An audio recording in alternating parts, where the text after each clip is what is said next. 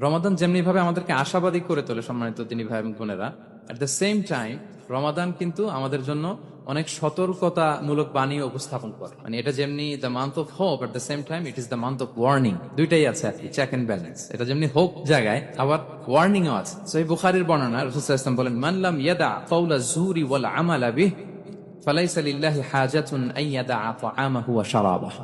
রোজা রেখে যে ব্যক্তি মিথ্যা কথা, মিথ্যা কাজ মানে পাপ কাজ, অন্যায় কাজ ছাড়তে পারলো না, তার না খেয়ে থাকা, না পান করে থাকাতে আল্লাহর কিছু যায় আসে না। তার ওই রোজার আল্লাহর কোনো প্রয়োজন নাই। এটা জাস্ট উপোস, এটা জাস্ট অনাহার, জাস্ট আমি পানি খাইনি, আমি খাবার দাবার গ্রহণ করিনি, দ্যাটস ইট, এতটুকুই। এতে আল্লাহর কিছু যায় আসে না।